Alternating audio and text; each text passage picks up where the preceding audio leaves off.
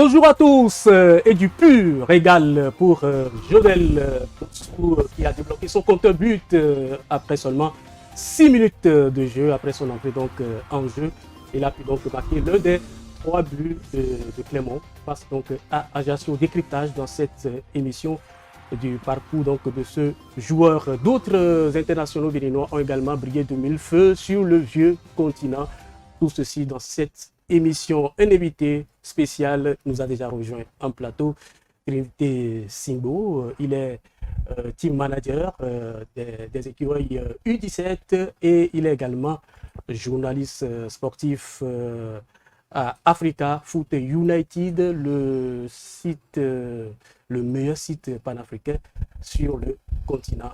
Il est déjà en plateau ici, très souriant, très bien habillé. Bonjour Trinité Singbo. Bonjour Belmondo Atipo, tout le plaisir pour moi de me retrouver ici. Ah, plaisir donc partagé, puisque tout à l'heure nous allons donc suivre cette belle prestation de Jodel Dossou qui a mis l'un des 3 buts contre Ajaccio lors de la 9e journée de la Ligue 1, où ce joueur, cet attaquant béninois qui avait entre-temps dit non à Moussa Latoudi qui ne vient plus en sélection, mais quelques minutes après il s'est ravisé, il a dit oui. Mais c'est ce joueur qui a donc mieux rebondi en club et qui a mis un beau but dans son club Clermont Foot. Et nous allons donc suivre tout ceci avec Hervé Atika au commentaire. L'international béninois évoluant Clermont a fait parler de lui ce week-end en France en inscrivant l'un des 3 buts de son club. 3 buts à 1. C'est le score qui a sanctionné la rencontre entre Clermont Foot et AC Ajaccio. Les Clermontois se sont défaits de leur adversaire à l'extérieur avec une réalisation de Jodel Dossou. Entré en jeu à la 84e minute, l'international béninois ne s'est pas fait prier avant de marquer le 3e but pour son club. Il trouve le fond des filets à la 91e minute sur une passe de Kawi après une contre-attaque bien menée par ces derniers. Le TGV débloque ainsi son compteur but pour cette saison 2022-2023 après 189 minutes de jeu. Un but qui fera du bien à l'ailier droit. Rappelons qu'il est arrivé à Clermont Foot le 15 août 2020 et son contrat prend fin le 20 juin 2024. Trinité Singbo, comment vous le trouvez? Jodel Dossou. Je suis tout heureux pour le garçon parce que c'est son premier but de la saison. Il ne faut pas oublier qu'il manque de régularité cette saison. Tantôt sur le banc de touche, des fois il n'a même pas été appelé successivement. Il revient également d'une trêve internationale compliquée avec les écureuils du Bénin. Donc ça va sûrement lui faire du bien et ça va pouvoir quand même booster son moral avec son club. Voilà qui est bien dit, booster son moral. D'autres Béninois internationaux ont également brillé sous les couleurs de leur club. En Ligue 2 française, le Stade Lavallois de Jordan Adeoti accueille le Bordeaux dans le cadre de la 10e journée. Les Tangos ont été renversés par les visiteurs sur le score de 1-2. Le milieu béninois était au banc. Le Dijon FC de Saturin Alagbe, Matteo Arlenvi, s'est incliné à domicile sur le score d'un nul et vierge face à Havre. Saturin était encore remplaçant. Arlenvi n'était pas convoqué. Amiens Sporting Club de Chibozo, de Chabel Gomez et de Youssouf Assogba a fait l'essentiel en dominant Rodez en déplacement sur le score de 1-0. Comme au début de la saison, seul Chibozo a participé à la rencontre. L'attaquant béninois est entré en jeu à la 57e minute, les 2 autres n'étaient pas convoqués. Les Picards deviennent provisoirement leaders. Toujours en Ligue 2, Niort de Junior Olaïtan a fait le nul, 0 but partout face à Guingamp. Dans un match très animé, Olaïtan est entré en jeu à la seconde période. En République tchèque, le Victoria Plzeň de Mohamed Tidjani était en déplacement sur le terrain de Bohemians. Au terme des 90 minutes, les coéquipiers du défenseur béninois ont arraché le nul, 1 but partout. Tidjani a suivi le match au banc de touche. En Suisse, le FC Zurich de Tosin Aegon a fait l'essentiel en concluant le nul sur le score de 1 but partout. L'attaquant béninois était sorti à la 2e partie de la rencontre. Pour finir, Stéphane Sessayon et ses nouveaux coéquipiers ont fait match nul, 1 but partout face à Mostar Football Club pour le compte de la 6e journée du championnat. L'ancien numéro 10 de Paris Saint-Germain a été remplacé peu avant la fin de la rencontre. C'est un récapitulatif signé Roland Bédier. Alors, Trinité Singbo, on a comme impression que les Béninois se portent mieux en club, mais en sélection nationale, ça cale. Ben, est-ce que je dirais que les Béninois se portent mieux en club? Quand on prend Angers, c'est vrai, il y a la régularité au niveau de CD Contongi, mais le score ne suit pas. Le résultat ne suit pas. Et en dehors de lui, quand on va en Ligue 2, ce sont des bouts de match. 15 minutes par-ci, 10 minutes par-là. Et donc, c'est logique que ça ait de répercussions sur la sélection nationale. Lorsque vous voulez constituer une équipe nationale et que vous jouez avec des gars qui ne sont pas réguliers dans leur club, ne vous attendez pas à d'autres résultats. Donc, je pense qu'à ce niveau, déjà, nos joueurs doivent travailler, performer dans leur club pour pouvoir venir s'installer en sélection nationale pour qu'on ait encore plus de bons résultats. Si on prend le cas de Saturnin Alagbé, cette saison, c'est 0 rencontre, c'est 0 match disputé. La saison passée, il a été prêté, mais ça n'a pas été concluant. Et depuis 2020 à aujourd'hui, à Alagbé, c'est à peine une vingtaine de matchs. C'est très peu pour un gardien de but international. C'est très peu. On a beau le décrier en sélection, mais il n'est pas régulier dans son club. Arenvi n'était même pas convoqué le week-end passé. Et même Jodel Dossou, il a joué, il a pu à peine droit à 5 minutes de jeu et il a pu se faire démarquer. C'est heureux, c'est pourquoi je suis heureux pour le garçon. Oui, parce qu'on va se dire, bon, le coach va pouvoir encore lui donner encore quelques minutes supplémentaires, peut-être une vingtaine la prochaine fois, et il va pouvoir faire la différence.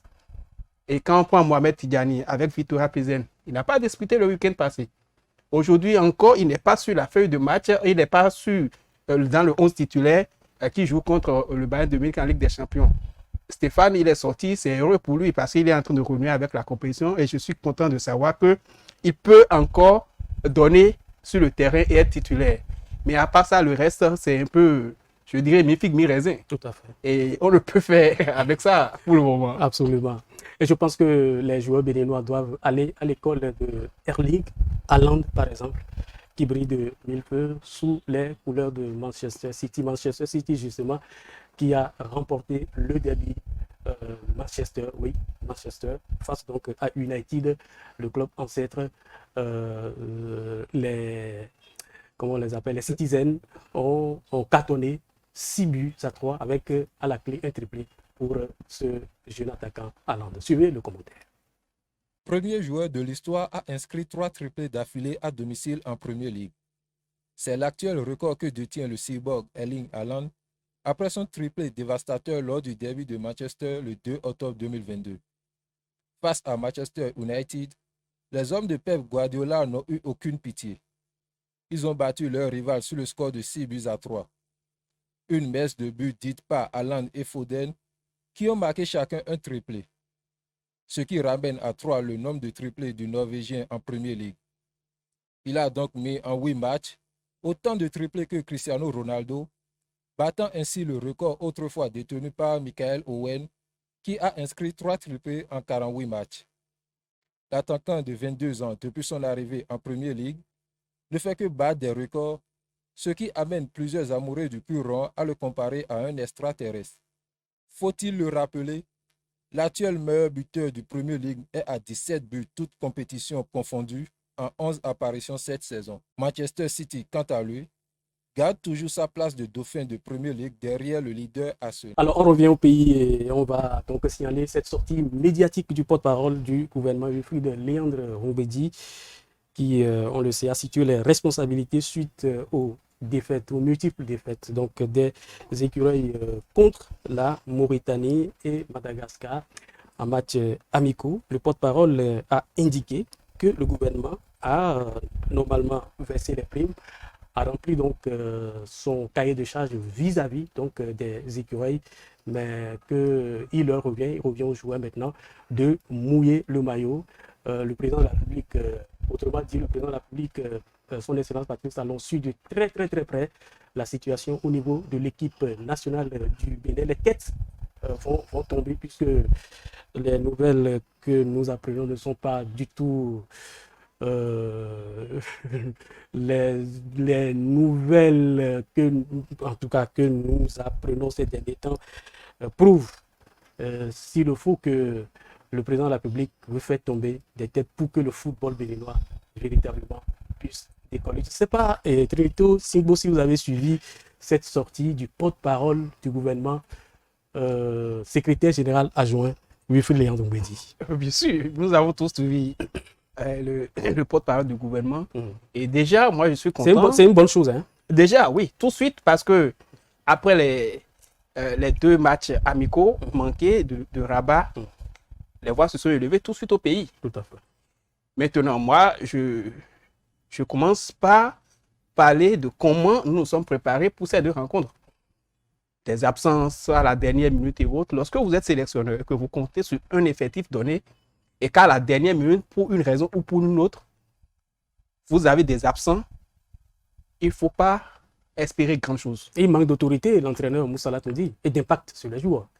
Je ne suis pas dans le secret des dieux à ce niveau-là pour dire qu'il manque Oui, d'autorité. mais vous n'êtes pas dans le secret des dieux, mais vous êtes quand même très très proche des équipes nationales. Ah oui, très proche. Oui, team manager, ce n'est pas un petit poste. De l'équipe féminine U17. Oui, mais avec les dames, on peut rapidement faire, voilà, comme virer vers les hommes. La réalité, la réalité au niveau des dames, ce n'est pas la même réalité chez les hommes. Donc, du coup, Moussa Latondi manque d'autorité. Oui, a priori, on dira oui, a priori. Parce que à voir les multiples nouvelles et autres, le cas de Rabat, tout à fait. À un moment donné, on se dit, mais qu'est-ce qui s'est passé avec Moussa Latondi? Qu'est-ce qui se passe avec son effectif? Et ça, ce n'est pas de maintenant aussi également, parce que à chaque fois quand il y a de défaites, on a toujours des rumeurs qui vont derrière. Et si aujourd'hui, le porte-parole du gouvernement dit, sur la table, nous avons un regard sur ce qui se passe, il faut croire à ce qu'ils sont en train de dire. Et j'espère que les décisions vont être prises à temps pour arrêter la série. Maintenant, il faut aussi un peu de bémol à ça pour dire que le football béninois, la souffrance du football béninois ne date pas de maintenant, parce que lorsque vous ne formez pas, ne vous attendez pas à un résultat à l'avenir. Ne vous attendez pas à un résultat à l'avenir. Et on sait que le président de la République, il sait mettre véritablement le pied dans la fourmilière. Il sait bien le faire. Je sais qu'il va le faire. Il va faire le ménage au niveau donc, du football béninois pour que vraiment les choses changent. Et comme vous le souhaitez aussi, mon cher Trinité Singbo. Oui, un mot. Oui, un mot pour dire aussi qu'il y a le centre de Ndali. Si ça peut vraiment prendre réellement comme ils sont en train de le dire, ça pourra donner quelque chose.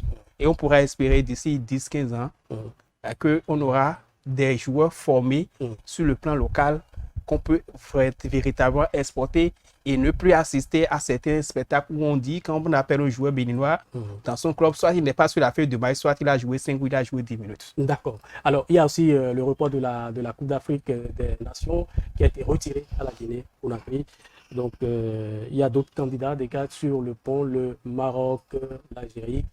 Et on parle également d'une probable candidature du Cameroun. On note également un carnet noir, une icône, un grand reporter sportif, un baobab, oui, un reporter sportif rarissime. Le meilleur sans nul doute, parce qu'il faut dire les choses telles qu'elles sont. Le meilleur sans nul doute, François Messon. Ça fait 8 ans, jour pour jour, que François Messon, cette icône, nous a donné du sourire. Il nous a quittés il y a de cela 8 ans. De l'illustre disparu. Vous le connaissez, François Messon? Bien sûr que je connais très bien François Messon. Il nous a tellement donné de la joie. Et on dit chapeau à l'artiste, mes respects. Je profite de l'occasion, si vous me le permettez. Oui, allez-y. Pour souhaiter aussi mes condoléances au secrétaire général de la Fédération béninoise de football. Paki, oui. Oui, qui a perdu sa génitrice. La nouvelle est tombée il n'y a pas si longtemps que ça. Donc, je lui souhaite aussi toutes mes condoléances par la même occasion. Nous allons descendre par les sourires. Nous allons sourire un peu avec des insolites, cette fois-ci. Insolites. Depuis que tu es né, tu es supporter de Babouto de Bouddha. Cite-moi un seul joueur de Babouto de Bouddha. Bon, si ce n'est que pour les joueurs, il y a le joueur-ci. C'est la magie dans les rues de Yaoundé. Tu es supporter de Coton Sport de Garoua. 100%. Cite-moi un joueur de Coton Sport. Un joueur de Coton Sport. Tu es supporter de Coton Sport de Garoua. 100%. 100%. En tout cas, je vais dire que 100%. 100%. Un petit, Coton Sport de Garoua, oui. Moi, je supporte bien sûr Bambouto. Un joueur de Coton Sport. Banga BGM. Cite-moi un deuxième joueur. Banga BGM. Cite-moi un troisième joueur. Banga BGM. Merci à chacun et à tous. C'est Trinité Simbo. On va se retrouver puisque, et là, c'est la fin de cette émission. Déjà, Nous n'avons pas vu les minutes passer. Un dernier mot. un dernier mot, je dis que le football béninois a de l'avenir, mais si on ne s'y prend pas tout de suite, on risque encore de sombrer encore longtemps. Donc c'est maintenant qu'il faut se lever pour pouvoir mettre fin à certaines choses, afin d'évoluer et de manger dans la cour des grands, comme cela se doit véritablement. Vital Amoussou était à la réalisation de cette émission. Merci à tous nos stagiaires. Merci également à tous nos collègues qui sont restés derrière la caméra et qui ont su nous prêter une main forte dans la réalisation de cette émission. Merci à chacun et à tous et à très bientôt.